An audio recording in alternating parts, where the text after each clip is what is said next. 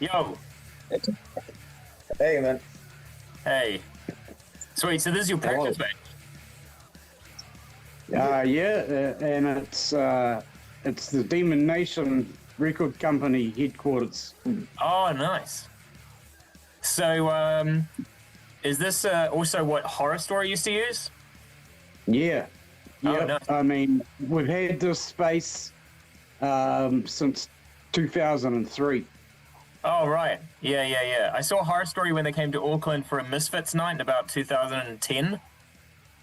Okay, yeah, right. Yeah, I think it was a Misfits. I remember that one. That was the gig that had the. It was like like there were tickets, and the Misfits skull had like 3D glasses on it or something. Yeah.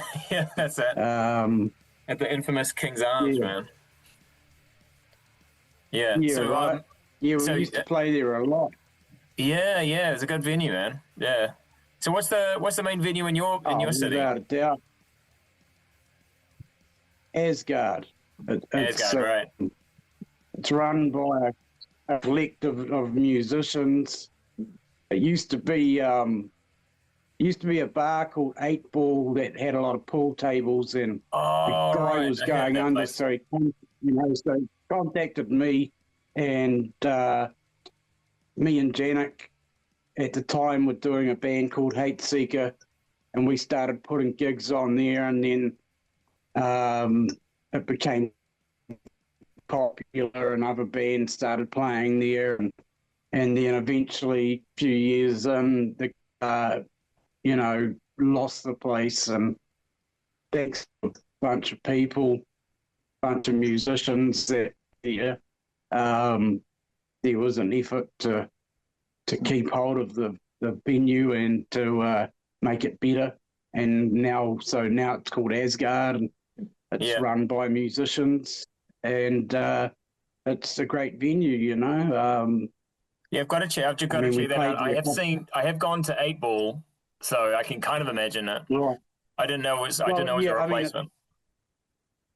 It's definitely better now. There's no pool tables, and it's got a great PA in there, and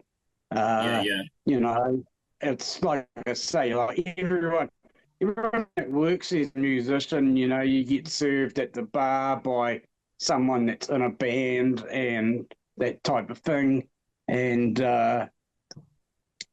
it's I mean, we're able to have all age shows, that don't affect the bar, and so essentially you're just having a normal gig, but underage kids are allowed in. So we had one of those a couple of weeks ago, and there would have been, we stopped counting at around 150. So it's quite healthy. You could definitely oversaturate a market with too many bars, and then it's a bit thin on the ground. We don't have that issue. Yeah, most of the places in this town, most of the bars closed down. There's only a handful, and there's only one live music venue for, original bands. So there's no problem with that type of thing. When I saw you guys at Underworld, I thought that the main clientele there was goths more than metalers, even though you guys are pretty heavy. But we walk that line pretty well, though, right? The industrial side of the goth fans seem to have taken to it quite big, so it doesn't seem to have really affect us. Sure, there's we're always the heaviest band on a goth gig, but we usually play last, so it doesn't really affect us in any way. Most of our fans, in that goth alternative crowd, like It just sort of happened that way. It wasn't even an intentional push to do that. We attract our fellow freaks. That's just how it goes. Yeah. Yeah. I thought the main clientele for Underworld, it changes quite a bit, but I think it kind of started as a kind of a gothy club in Valhalla. Yeah. You know, the woman that runs the place, you know, she's more into that type of thing, and you know, it's like most of the metal gigs happening at Valhalla, so they, you know, just up the road they're doing something slightly different, and there's plenty of goth type things in Wellington, you know, and I mean, unbeknownst to us, there's like seemed to have been quite a resurgence in the whole goth thing. Seemed to be around the time that we started, so it was convenient, you know, like because you know, even in Horror Story, that was the thing that worked for us, you know, as well as playing like punk gigs, we would also be playing a lot of goth shows. Yeah, it seems if you paint your face, you know, and you're doing something a little darker, you'll get accepted into that as well. Yeah, for sure. Yeah, but there's so many stoner. I think that if you took all the heavy bands from Wellington, it would definitely be a metal band. But I feel like it would be kind of a stoner sludge sort of metal act. Yeah, I mean, you know, there's definitely a lot of metal bands in Wellington, but you know, I feel like having a place like Valhalla sort of nurtures that, right? Sure. So it makes it an easy call if you're going to be a band. And you know, I mean, the thing is with us is that we could quite easily do a metal show, you know, as much as a goth show. So we're sort of lucky in that respect. Have you guys ever done a standalone industrial night? Or I feel like I've seen you guys listed, but it's with like other bands, and it's sort of like goth, metal, industrial, and you guys kind of are ticking all three of those boxes, but you're doing it with bands that are just metal and bands that are just goth. But have you ever just done with industrial acts, or is there not that many? I can't think of one in Wellington that's just industrial. Our last Underworld gig was like an industrial cyber sort of night. Had 𝘧𝘰𝘰𝘵𝘦 open up on the synths and Robots in Love after that, and then us. Who's that band that sounded like Joy Division?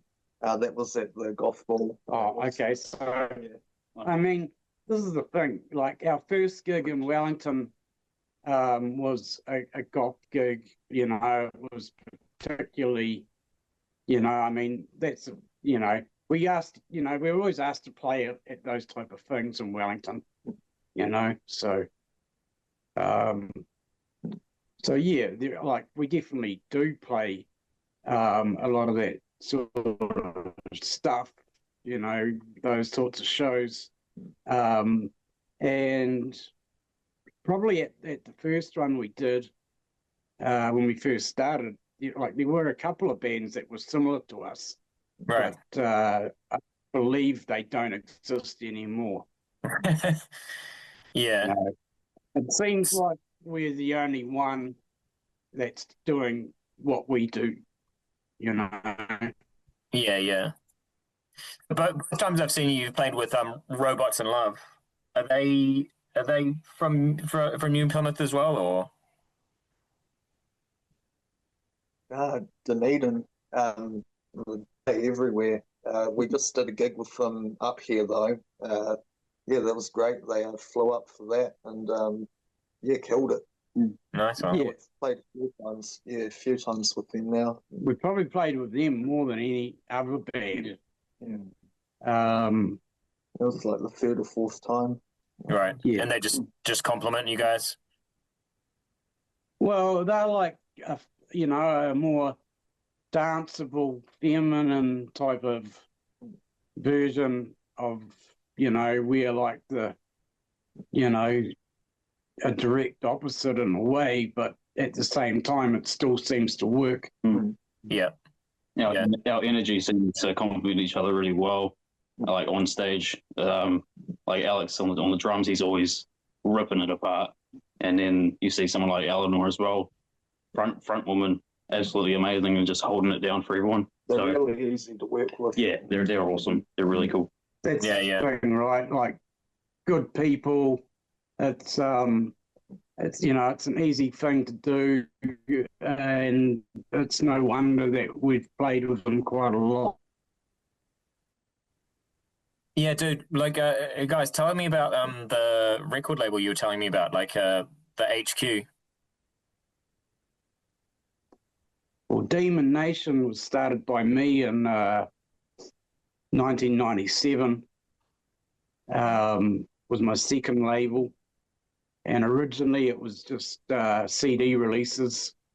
Of course, in the last 5 years, we've been releasing vinyl, and it's mainly a device to release things that I've done in the past or the present. So, that's basically that. Where'd you get your vinyl pressed? In Taiwan. Oh, right. Okay. There's a few places in Well, actually, I was just talking today about someone who wants to... There are 2 places, right? And they're both really fucking expensive. Yeah. Now,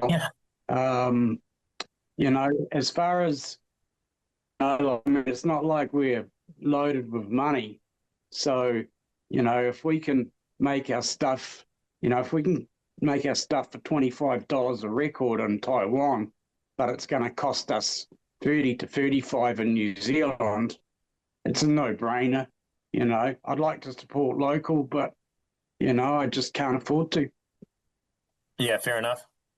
Yeah, I was just talking today about someone who wants to start up a record label sorry, not a record label, a vinyl pressing plant in Wellington. And that'd be good.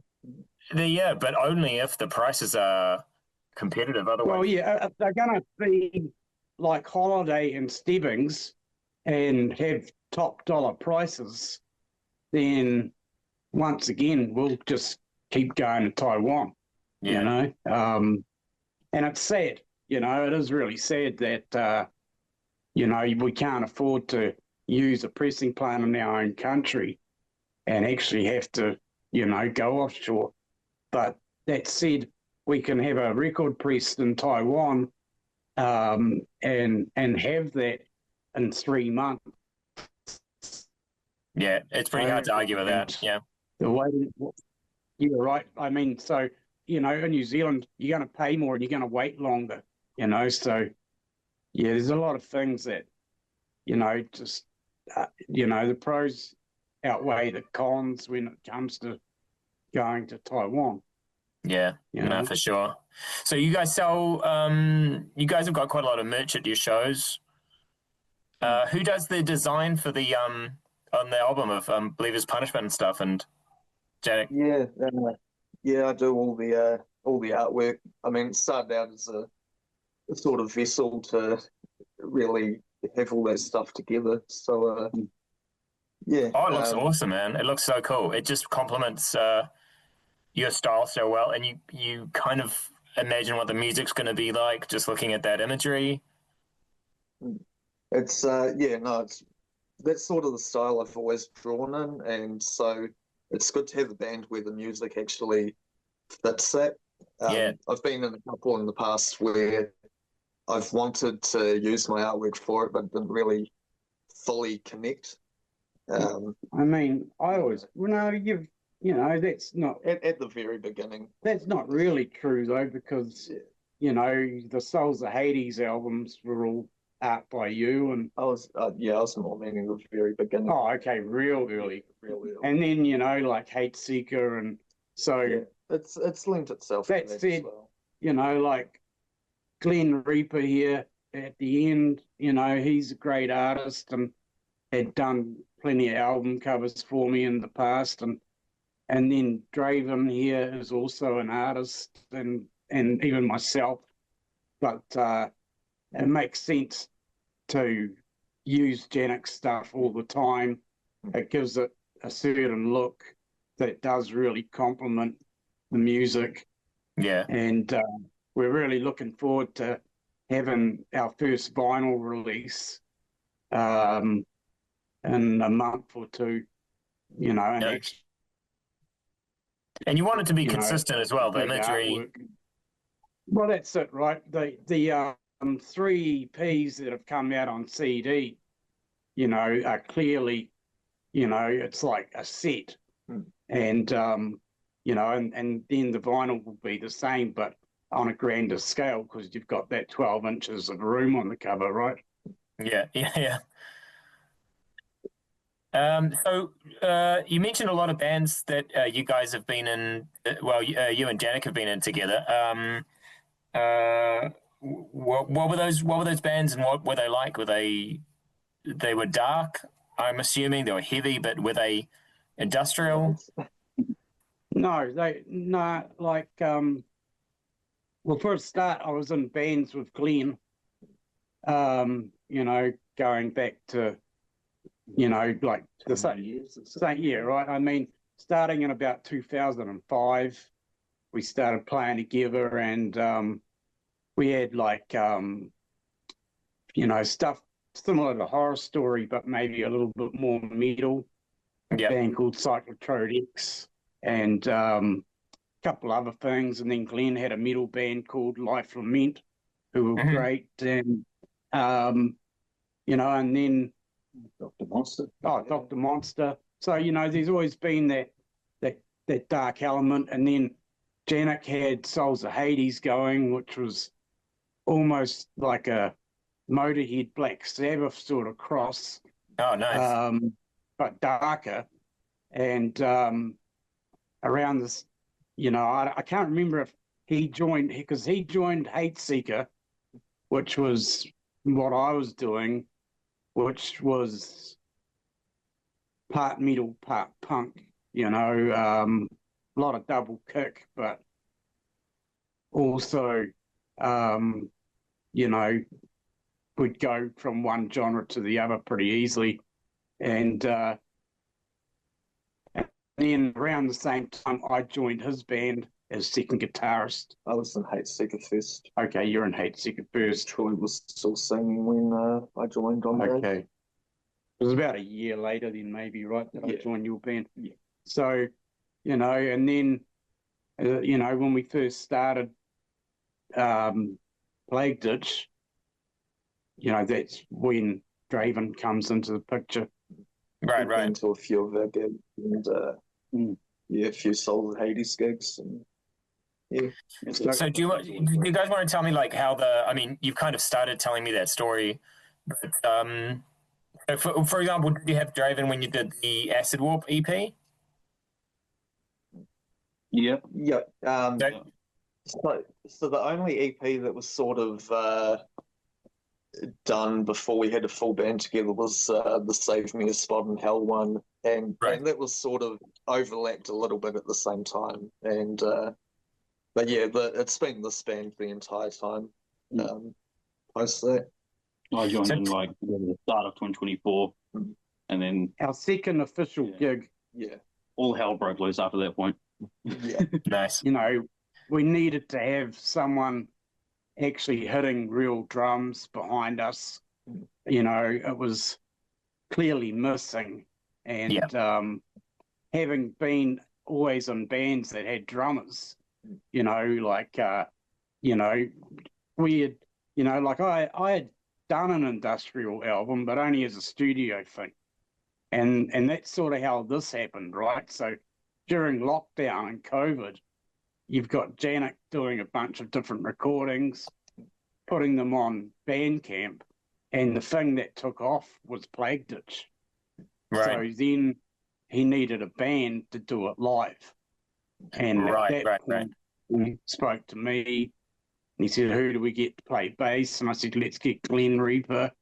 And, you know, and then, you know, after doing our first show in Wellington, it was like, okay, we need to add someone hitting some drums, you know. So at that point, we spoke to Draven, who hadn't been a drummer, but, you know, he took to it pretty well. Wow, really? And, you know, well, the thing is, right, we have all these digital beats going on. So we didn't need someone to play a full kit, you know, so it was just a matter of like, you know, you've got cool style. Do you want to come, you know, come have a go? I play the drums, so I was able to show him, you know, the basics, which he picked up very quickly. And from there, you know, it's just been a pleasure. And he's complimented everything that we do to a huge extent. And I couldn't imagine not having him in the band. Our first gig without him was like the end of January, and our first gig with him was April. So it's, you know, this is what, 2020? 2024.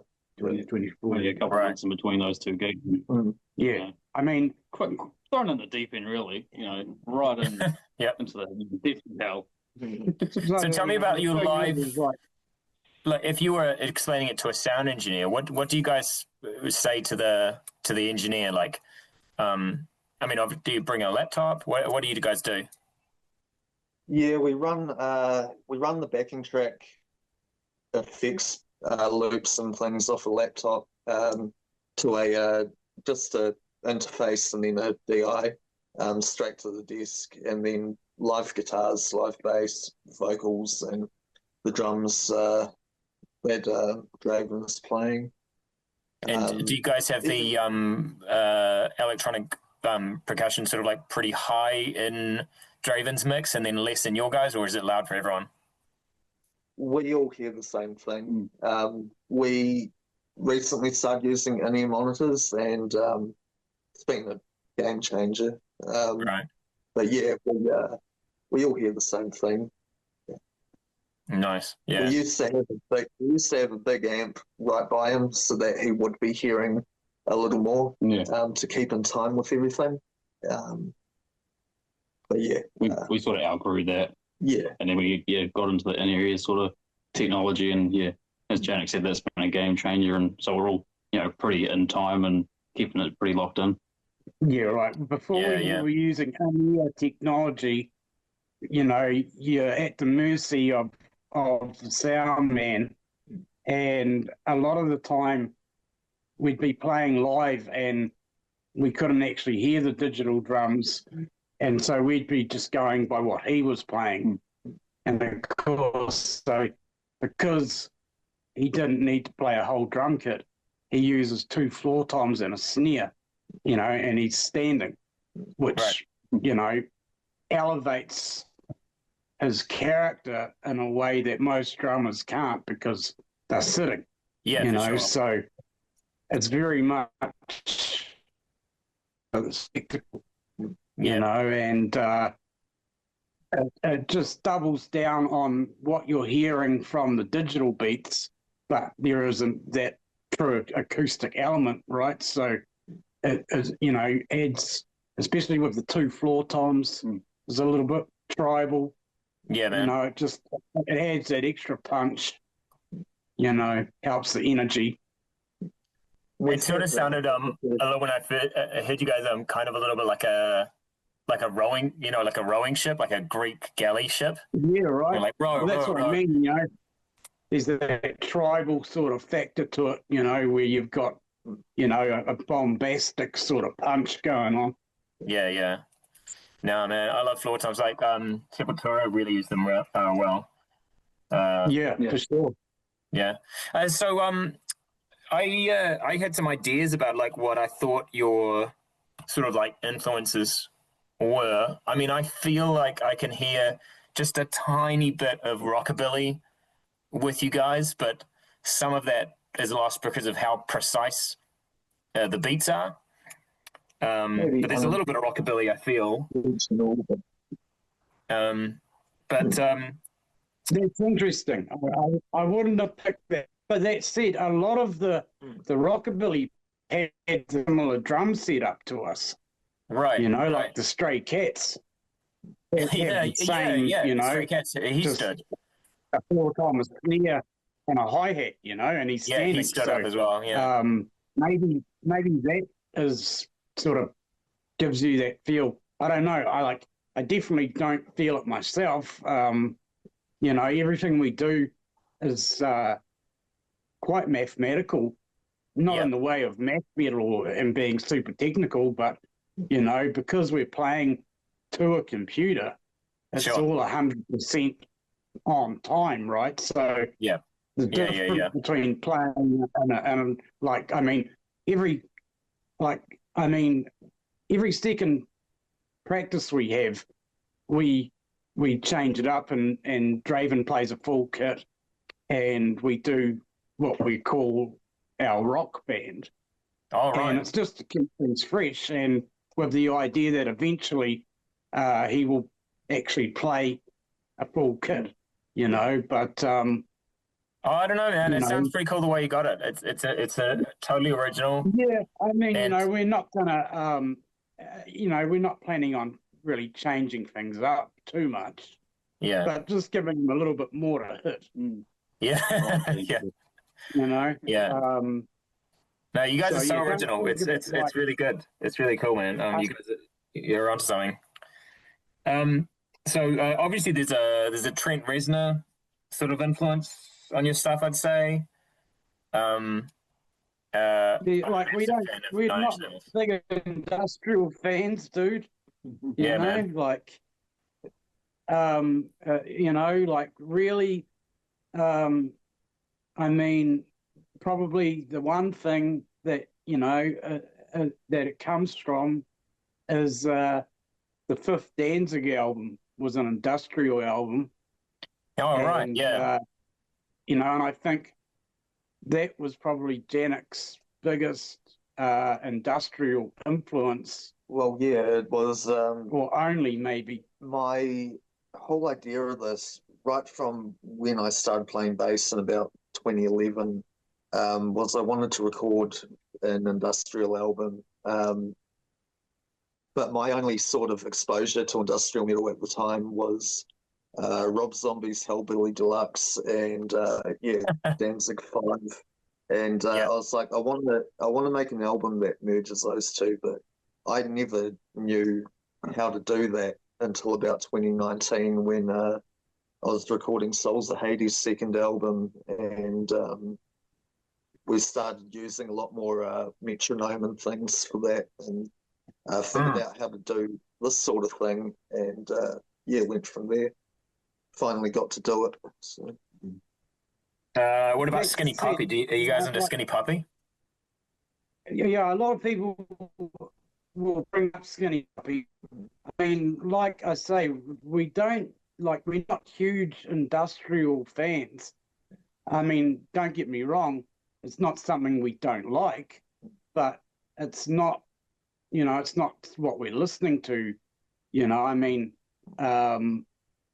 and, you know, sure, I mean, yeah, you know, we've listened, you know, we've all heard Nine Inch Nails and Ministry and these sorts of things, and you know, and dig that stuff, but it's not our primary influence. But we do have a lot of people that mention Skinny Puppy when they're talking, you know, about our sound, but you know, it was completely unintentional. Right. I think, maybe. What are your metal influences? What are the bands that you guys do listen to? God, mine, Danzig mainly. Yeah, anything Glenn Danzig. We all listen to Cancer Slug.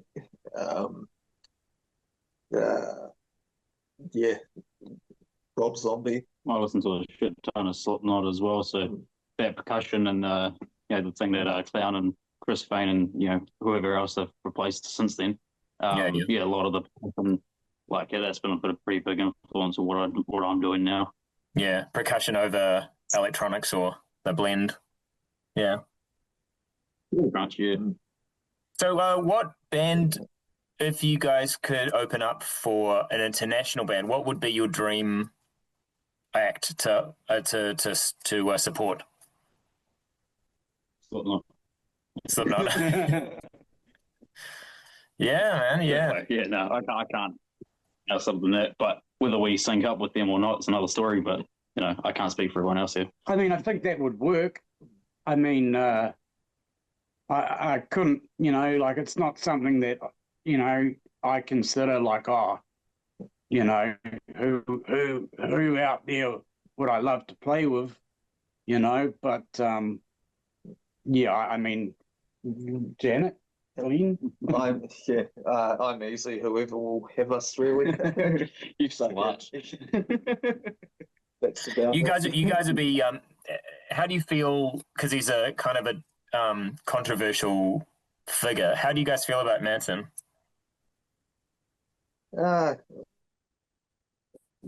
Yeah. He's man. When the first album came out, I was into that. I thought it was a great piece of work, but by the time he got to Antichrist Superstar, he had sort of lost me. But yeah, the first album I thought was a great release. Songs like Cake and Sodomy, and and of course the Dopehead EP was good. But this is a thing when an artist goes for a long period of time and changes their lineup many times, and it's something that I did not. As I say, Antichrist Superstar for me wasn't the amazing album everyone else thought it was. So I sort of Portrait of American Family. Yeah, that was of course I come from a huge punk rock background, and so that worked for me more. Of course there's a big metal thing going on there as well, but as far as following, like the bands that I listen to are usually ones that people don't know who they are. It's pretty underground stuff. And, what about a New Zealand band? Who would be your dream New Zealand band to open for? Anyone. That's the thing, right? So we were like, after our first show, we were like, okay, now we don't open, we won't do it. I feel important to value your own efforts, and and we aren't an opening band. Right. Good luck if you're going to try and play after us. Right. Yeah. So we're like a sonic hurricane or something, and it doesn't, it just doesn't make any sense to me for us to be opening a show where, we end shows. Yeah. Right. Awesome. And so, I mean, obviously if we are going to a new town, we might be in the middle of the bill, but if it's a gig we've organised, we'll be headlining that gig. Yeah, nice one. That's really cool that you guys respect your own art that much, that you I love that you just decided at one point, like, what, we're gonna be the ending band. That's awesome. Well, I mean, we've been, some of us have been playing music for a very long time and had some quite recognised bands that, have been main attractions at shows over the years. So to start at the bottom just didn't make any sense. And so we did that sort of one time. But right from that first gig, like 10 minutes before we started, there was the full, like Valhalla was full, and the audience was waiting for us to go on. So, I mean, it was not like playing first in any other band I've ever had to play first in, right? Because that audience was already there and waiting for us. Yeah, So to be able to go from one gig opening a show to, you know, being the main draw or, you know, second to last on a bill was, you know, a very easy transition. And of course, once you're at that spot, the last thing you want to do is go back down. So absolutely. We won't do it. You know, I mean, we get offered a lot of out of town shows, especially in the summer, and no one's ever expected us to play first, right? I mean, we can't be traveling from Taranaki to Auckland or Wellington to open a gig, right? I mean, if you want us there, you know, then you're going to put us in a decent spot. Yep. So tell me about Believer's Punishment. You guys are releasing this on vinyl as well as digital? Everything.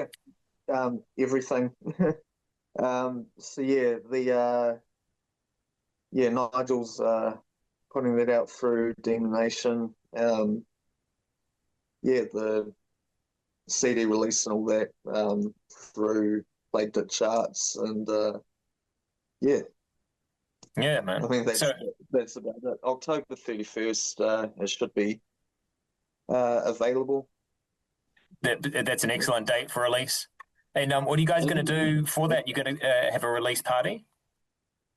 We've got there's a couple of gigs that we got offered. So we'll be Friday, the Halloween, October 31st, we'll be in Wellington at Underworld, and then on the Saturday we'll be in Asgard and New Plymouth. Nice one. Oh, well, that's awesome, man. Hey, I've actually heard the album, and it's freaking heavy. It's relentless. Actually, I'd say it's very, very intense, and really original as well. Well, I mean, about our sound, right?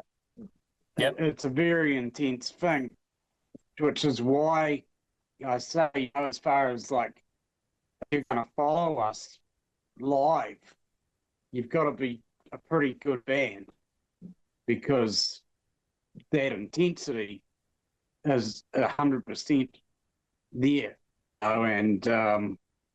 you know, and Janik had done most of the production on the recording, and then we got a friend of ours, 𝘠𝘪𝘵𝘮𝑚, who played drums in a band called the 𝘠𝘪𝘵𝘮𝑚, and a band called Three Ugly Smucks going back. And he is a great producer as far as, you know, mixing and mastering goes. And he actually masters all our vinyl releases. And he added stuff to it that it was beyond Janik's comprehension. So yeah, you know, so when we do that, it's this is, you know, we got to a point that to practice every week, you know, was starting to be not quite as much fun, and instead of losing that, is just easier to go, okay, every second week we'll do something a little different. Oh yeah. You know, so when we do that, I usually sing. Glenn plays the guitar, Janik plays bass, you know, so it's a complete, you know, I mean, we're trying to come up with a name because it's clearly like, regardless of the same people, it's a totally different thing. Yeah, for sure. You know, so I mean, eventually we'll have a secondary band that's nothing like Plagueditch. Oh, you guys could open. You guys could open for yourselves. Yeah. Yeah, I mean, I think that might be too much work. Yeah. That would involve a lot of drums too. Yeah. What songs do you guys play in this iteration? Well, it's all new stuff that usually I'll start off with a riff. I'll have like I wrote some pretty easy big grooves and basic choruses to go with them, and so we have about, I don't know, 8 or 9 songs at this point. And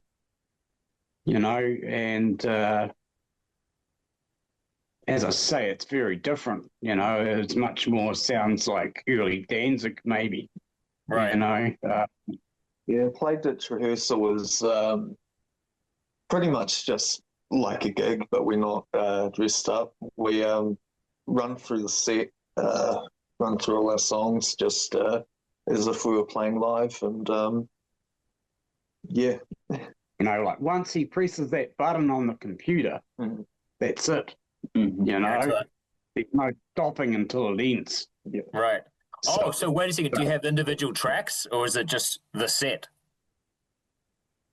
They're individual tracks, but the I've got Reaper as the workstation I work off, and we've just got them one after the other lined up in there as one session file. Oh, right. So once it goes, it's going. So yeah, it's the exact same thing we play to live. Yeah. Yeah. What you said is what, 40 minutes, 45? God, closer to 50 now. It's going up. Yeah. 50? Yeah. Because you got a lot of songs on Believer's Punishment. With the hidden tracks. We play all of them. Yeah. If we're headlining. Yeah. So right. So that's our set. Yeah, it's an hour of power. Yeah. Yeah, so we started off with like half an hour, and it slowly, it grew to, 40 minutes, and then past, but we'll be playing in Auckland. What date? 20th of September. Yeah, at Big Fan. Oh, and so that show is the Death Spell are putting this gig on. Their new drummer used to play in an old band with me called 𝘧𝘰𝘰𝘵𝘦, and also Toxic Avengers. So he reached out to us, and we were like, okay, we'll set up a gig for you here, and we'll come up there, and so we do a lot of trade-offs. Yeah, with bands like that. And so on that night, I think they've given us half an hour, and so we'll try and squeeze a little bit more out of it. It might be 40 minutes by the time we finish, but we won't be able to play everything. I think that goes without saying, when people say you've got a 20-minute set, you play for half an hour, and people say you got a half an hour set, you play 40 minutes. Well, a lot of the time it would be exactly that. It worked fine when our set was half an hour long, right? But the thing is because of the pace and intensity of it, it doesn't seem like we've been there that long, so it definitely doesn't feel like, when we do the full set, it does not feel like we've been up there close to an hour. Yeah, for sure. With very small gaps between the songs, so no talking, just one after the other. Much like just listening to a CD. Yeah.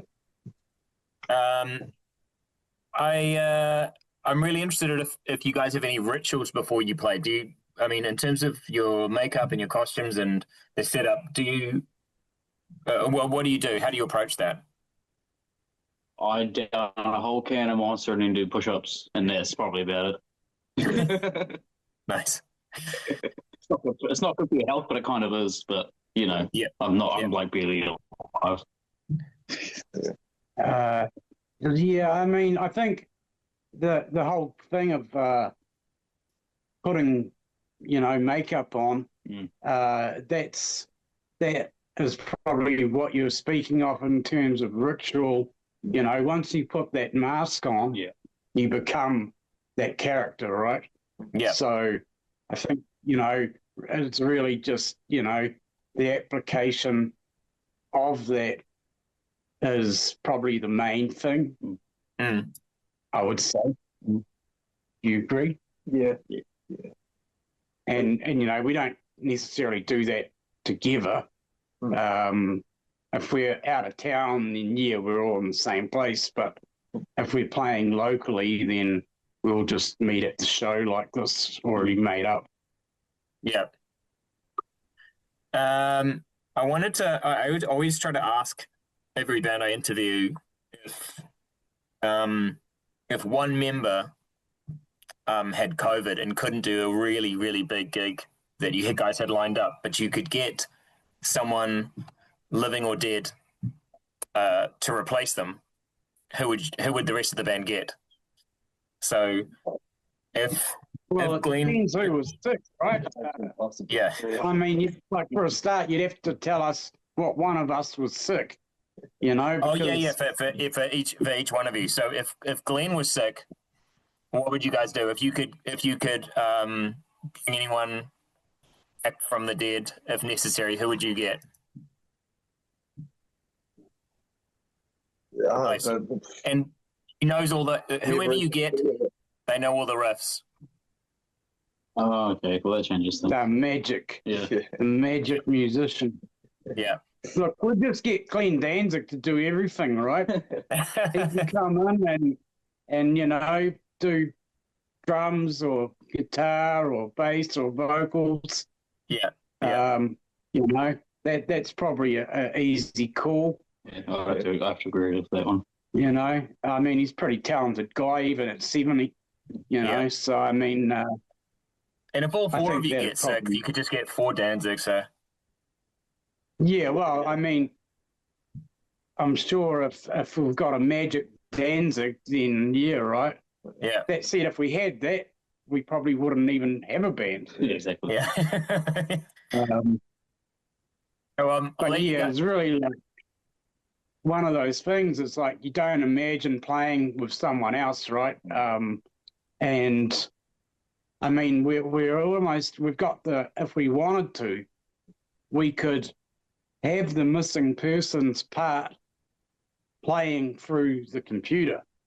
That's true. That's true. So we wouldn't actually need a replacement. Yeah. But I really feel like, you know, having even just one person missing would detract from the whole concept and vision of it. Oh, you know, absolutely. Yeah. Hey, I'll let you guys know who I had as your replacements, though. So for Von Toxic, I thought Jay from White Zombie would probably do a pretty good job.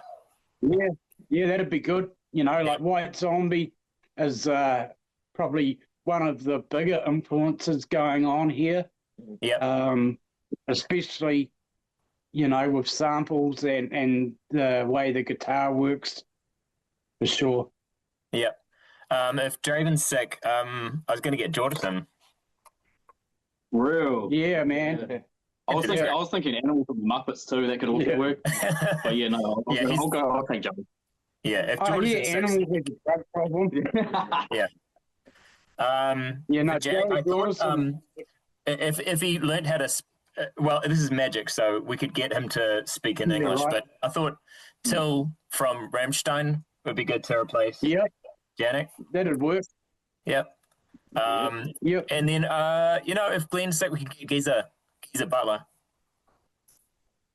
Yep. Yeah. Maybe for sure. I mean, this is a pretty good list. I mean, it would be a good band. Yeah. I mean, maybe you guys should all just be sick for a gig and do it, but it would still be Plagueditch. It would be Plagueditch songs. Right. I was just thinking that, like, that lineup doing our stuff, you know, I'd like to see that. That'd be magic. Yeah, It'd be a awesome. great show. Yeah, I'm yeah. sure they'd pull more people than us. No, it's at short notice though. It's at short notice. It has to be the same night they called in, so you might not even get that many more people. So it'd be a pretty good surprise for anyone that showed up. Oh yeah, Fuck yeah. Bang for your buck. Yeah. Oh yeah. So you guys had already told me what you've got planned coming up. So you've got an Auckland gig and a Wellington gig to for Believer's Punishment release. What about after that? What is that the next? So you're not playing until October, or? No, there's Auckland is our next gig, September 20. and then Wellington is Halloween Friday. Right. New Plymouth is Halloween Saturday. Then we go to Palmy Yeah. in November. Play at Snails. Snails is a good venue, man. I mean, Yeah. it's not. It doesn't seem like it would be a good venue, but the stuff sounds good there. There hasn't been really anywhere to play in Palmy in recent years apart from there. Right. Either that or Stomach, right? Yeah. So, you know, there's not a lot of options for Palmy anymore. But we also, you know, we get offered a lot of gigs around summer. So we're expecting to hopefully, you know, do an adult show in Auckland and at Hamilton, and, you know, and chances are we'll, you know, be around playing as many places as we can. Yeah, man. Yeah. Yeah, that's awesome. So I guess you're just going to be on a cycle of sort of like making music, practicing music, promoting and doing gigs. Do you see anything in the future like of going to another country, and which country would it be? There's always a goal, but I mean, like this is a really hard thing to do. Logistical nightmare. You know, I mean, coming from New Zealand and trying to take a band, like it's hard enough trying to take a band to the South Island from the North Island. Yeah, you know, it is. And I mean, so as far as like trying to go anywhere outside of New Zealand, I mean, it's not even something that's crossed my mind. I mean, you know, the amount of times that, you know, these things in the past have come up and fallen through, and, you know, it's a really hard thing to do. And yeah, it is complicated. At the moment, you know, like as far as going to America, it's pretty much a non-event, you know.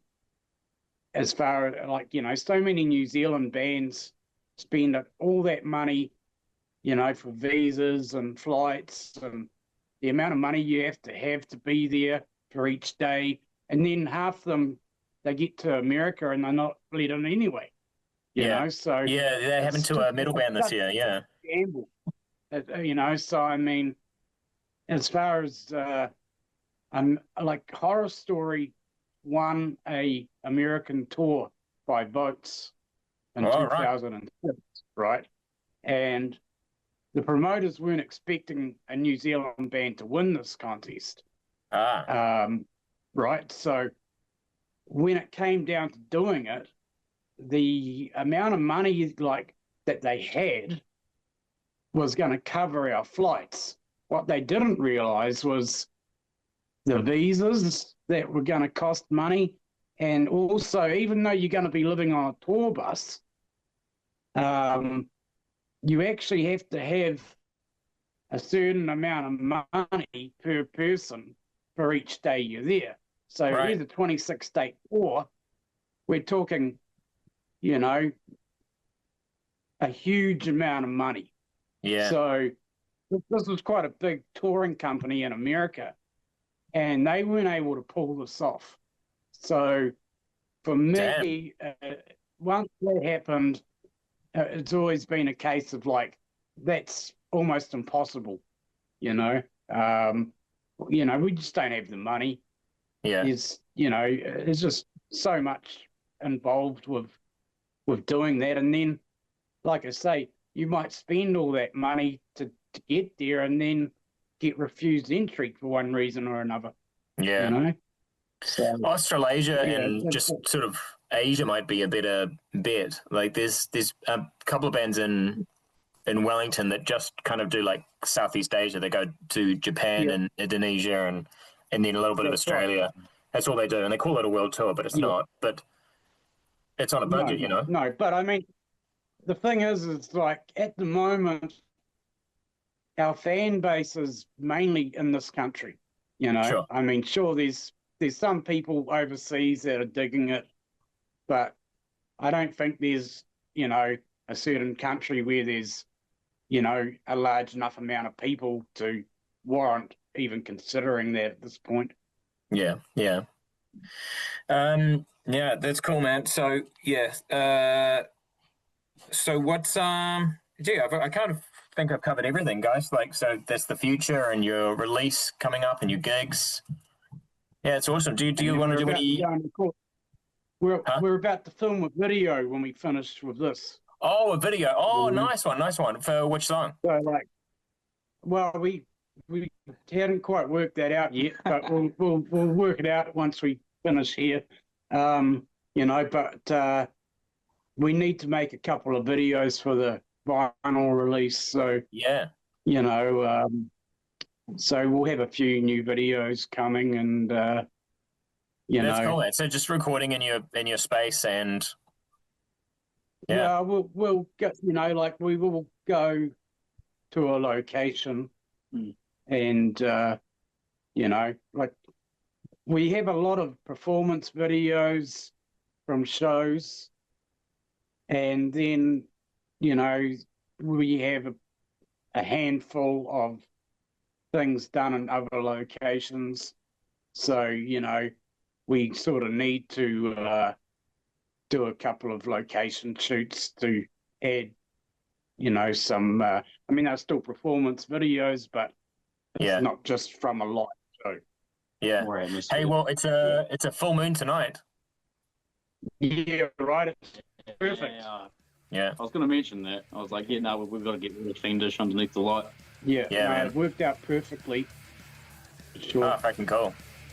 All right, guys, I'll let you go and film. But yeah, I'm really excited about the album coming out, and I wish you all the luck, Vera. Hey, cheers. Thank you very much, mate. Thank you, dude. Cool. All right, I'll send you a link once this interview's up. Hey, that'd be great. Cool. All right, all the best, guys. Cheers.